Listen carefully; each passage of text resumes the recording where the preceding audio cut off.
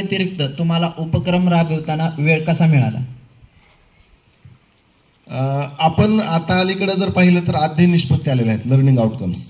म्हणजे 5वीचा वर्ग असेल किंवा 6वीचा वर्ग असेल तर 6वीच्या म्हणजे त्या इयत्तेच्या अखेरीस मुलांना काय आलं पाहिजे असं अध्ययन निष्पत्ती सांगतात, लर्निंग आउटकम्स सांगतात की या मुलांना या वर्गाच्या अखेरीस हे आलं पाहिजे.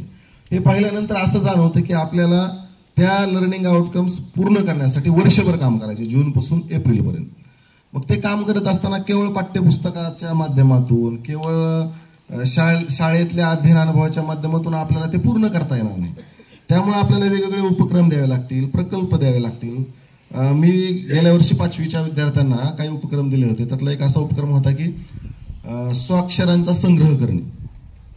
म्हणजे मग गावामध्ये जे लोक आहेत, त्यांच्या गल्लीतले असतील किंवा शाळेतले शिक्षक असतील, तर त्या विद्यार्थिनींनी त्या स्वाक्षरांचा संग्रह केला. एक विद्यार्थिनी आहे, तिला मी उपक्रम दिला होता की बोली भाषेतल्या शब्दांचा संग्रह करा.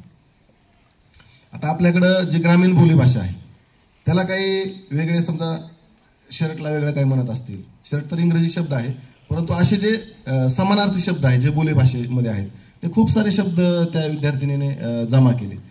आपल्याकडे बैलगाडी नामशेष होत आलेली.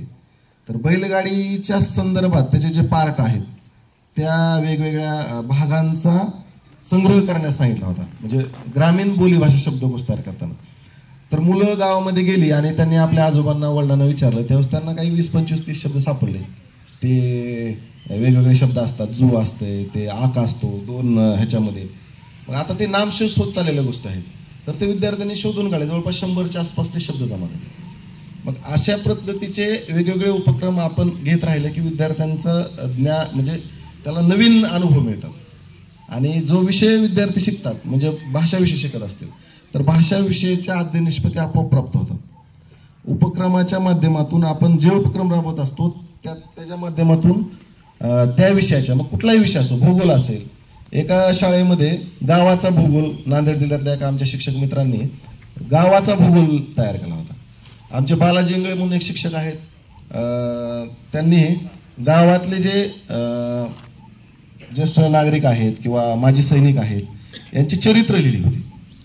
ही चरित्र लिहिल्यामुळं काय झालं, गावकऱ्यांना कळाले की आपल्या गावामध्ये अशा पद्धतीचे खूप चांगले व्यक्तिमत्व असणारी माणसं आहेत.